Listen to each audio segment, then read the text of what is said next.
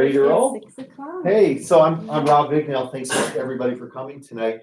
I edit books for a living and write books for a living. You can find a bunch of my books here, but it's not my night to point them out. So Edited book. I won't. Yeah. But Yes. I did edit Dale's book, which is why I'm here tonight. So when Dale first emailed me to see if he was looking for an editor, I was reading through this long email and I'm like, the guy who wrote this must be an engineer because he's going into all these really, detailed things about his book. And I'm like thinking to myself, God, I hope his book's not like this. And then I got to the last line, and the last line of the email said, and this was the best line. He goes, my book really is about how I almost died 60 plus times. And I was hooked. I'm like, I want to read that book, even if I don't edit it, If I don't edit it, I'll send him back an email listing all the mistakes that I found. Right? So I got hold of Dale and talked to him about it. It turns out his book wasn't at all like his email. It was really nicely, crisply written. If you haven't read Dale's book, be sure to pick it up here at the end of the evening because there's some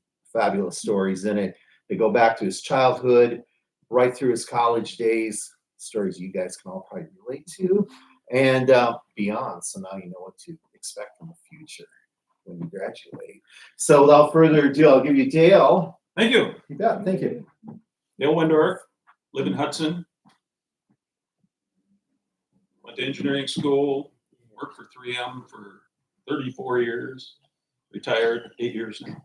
Best years of my life. Hope you guys get to do it someday. So anybody been to a book reading before? None? One person, all right. I've never been to one, I've never done one. So my expectation is you're gonna help me out in the back there. No chance? Okay, well, we'll fake it the best I can. And just try and get by. I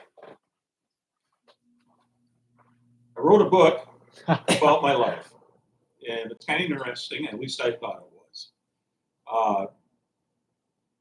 My name's Dale, and I'm an accident-oholic. I've had many, many accidents, a lot of them potentially life-threatening. So, had all these happen, and it's been 2 years since I had an accident, which is good for me. It's a long time. My wife will attest to that. That is if you don't count my last oops, where I ran into the back of a cop car. I was going to Taco Bell, one of my favorite lunch places. He was ahead of me, and he stopped quick in a turn lane, and I bumped him in the back. He was in an SUV, so it really didn't do any damage to him, but it did rip my bumper apart a little bit. So I'm sitting there going, oh, crap. So he walks back to my car, and I roll down my window and go, well, you're having a bad day when you run into the back end of a cop. He just chuckled a little bit. I said, McDonald's is right over here. How about we just pull in the parking lot? He goes, no, we'll just stay here. It's a really busy intersection. So we're sitting there. He walks back to his car. 1 minute later, he comes back. Let's move to the parking lot. Good idea. Thanks. So it was in my beater car. I have a beater car. And I didn't want to repair it. So I used my artistic talents. This is the spot that ripped in my fender. I figured, I'm going to cut some teeth in there and decorate it with a little monster. So that was my adventure with the cop.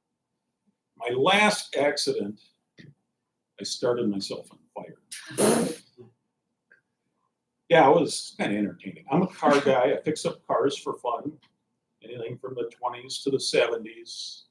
Put big motors in them, make them go fast. That's my thing. I was working on a Studebaker. I don't know if you guys have ever heard of a Studebaker. 1960 Studebaker Lark convertible. Kind of a funky car. And in the Studebaker, I was putting in a high-performance motor. And whenever we do cars, we like to clean them up, make them look nice. So I pulled the motor and transmission out. So I got an empty engine bay. So imagine your hood up with nothing in it. And at the back end of the engine bay, where your feet hit, is called the firewall. And they always, when they built the cars, they really didn't care about how the firewall looked. Nobody looked at it, but car guys, oh, I gotta have a nice firewall. So we weld up a bunch of holes, smooth it all out, make it look nice. So this is the engine bay of my Studebaker. This is the firewall, and you can see the holes in it. And there's a cross member down here. So what I was doing is I was inside the engine bay, sitting in there, making motor noises, boom, boom, and welding up these holes. I was sitting on this cross member, had a towel on it so it wouldn't get greasy, which usually doesn't work for me. And I was welding.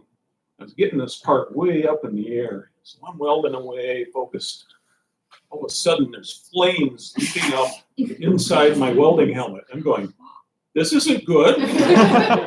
So what I did was flip my helmet up, and my shirt's on fire, and the towel's on fire. So I grabbed the towel, throw it on the floor.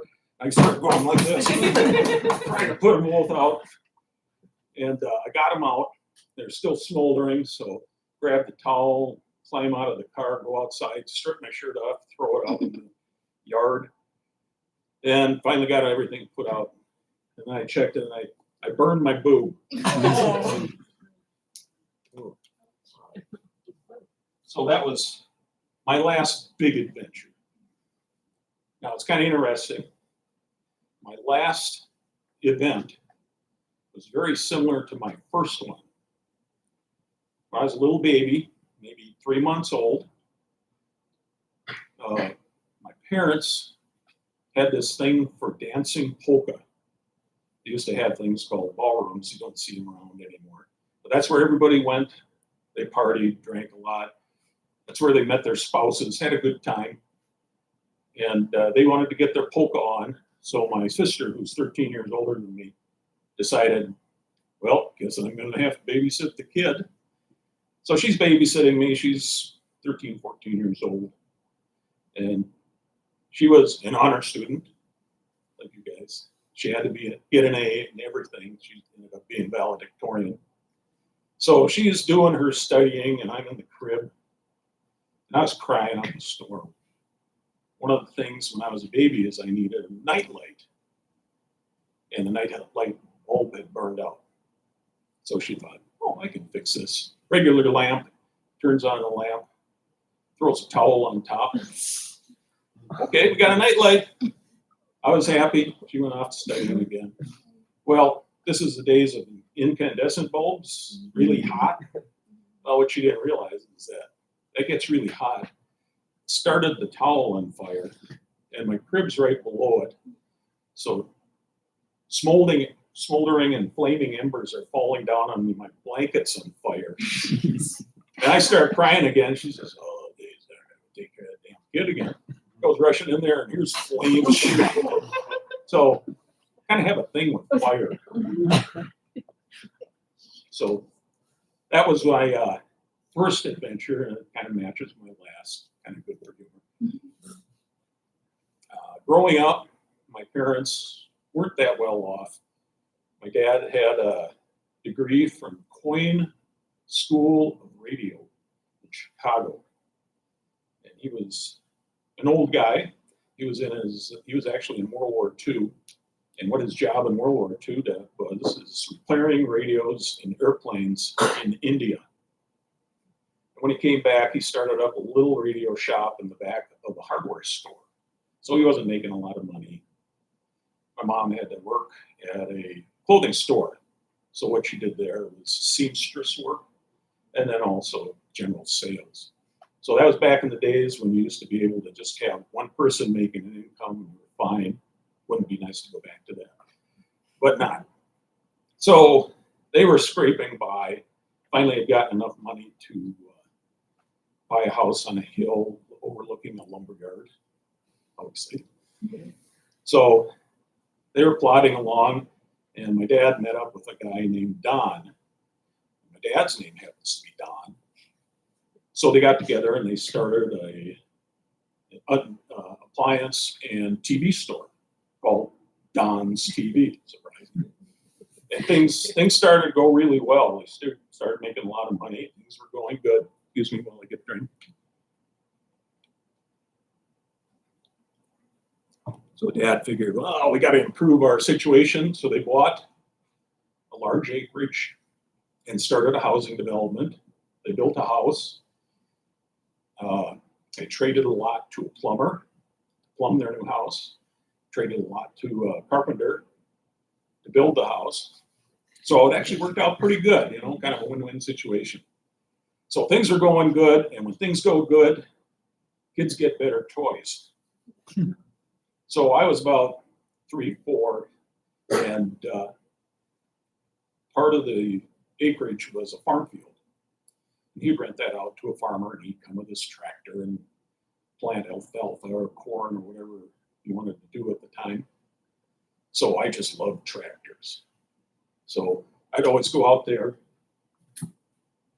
That's a picture of me. It's a little hard to see. Sitting on the tractor. Aren't I cute?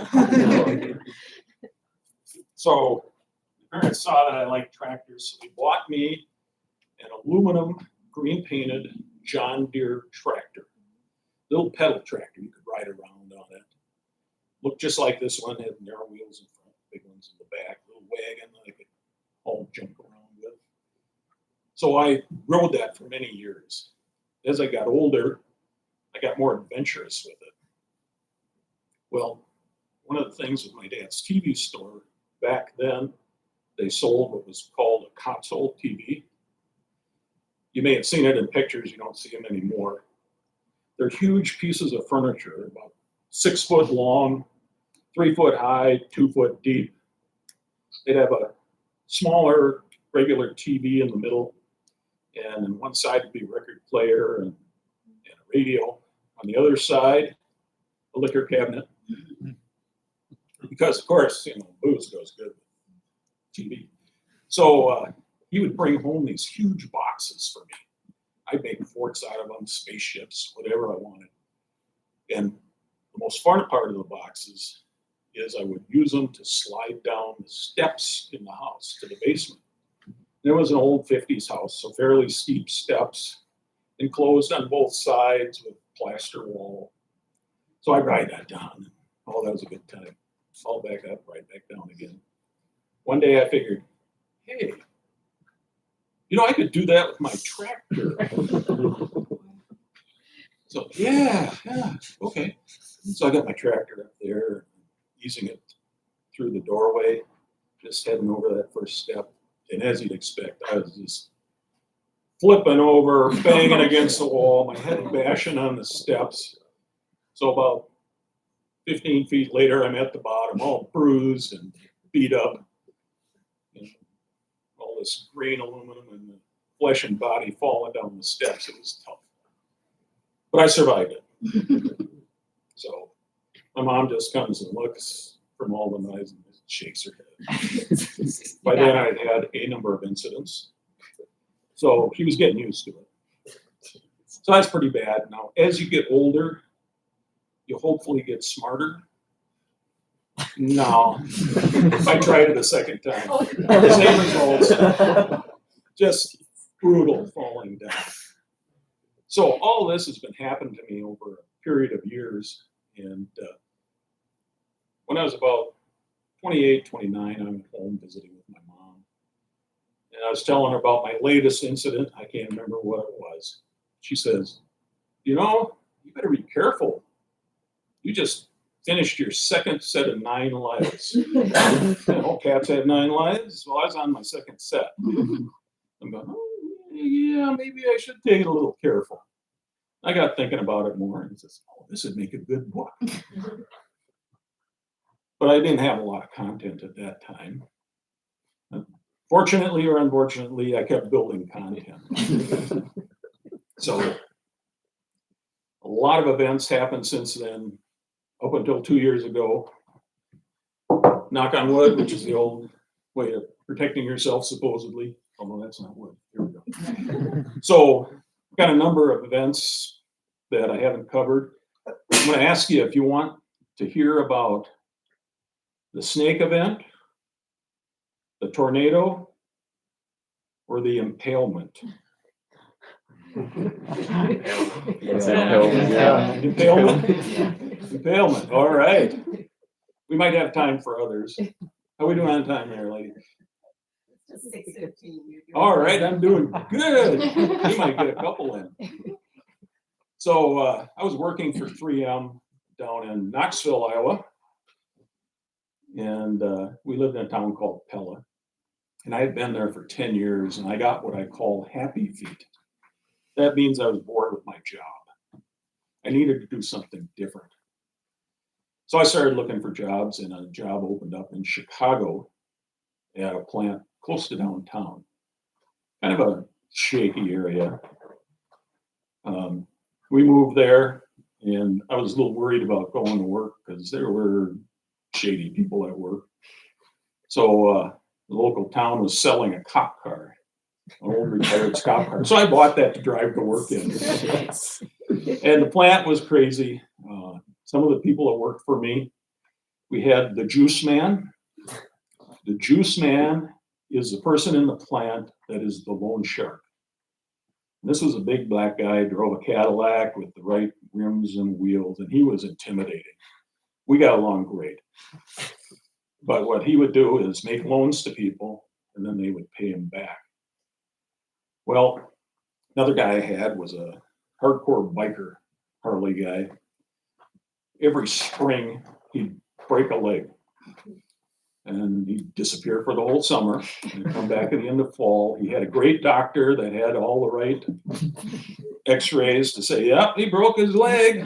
He'd just go ride a motorcycle for the summer and come back. I was talking to the HR director one day about him. He says, yeah, this happens all the time. He says, yeah, we've done interviews with a lot of people that seem to have struggles like that. And I was interviewing him and asking him some of our set questions. And one of the questions was, have you ever killed anybody? He didn't say no. So this guy was pretty hardcore. So that kind of gives you a feel for the type of people that are in the plant. It was interesting, fun. I got along great with everybody. Unfortunately, they decided to close the plant. In 9/11, when the planes hit the buildings in New York, we had a mini recession. And they said, oh, we're going to close the plant. Great. Call us in the middle of the morning. Tell everybody you're closing the plant. So, okay, we start winding the plant down. And the people in the plant were actually pretty good about shutting it down in a controlled fashion. They could have gone crazy and done stupid stuff, but they didn't.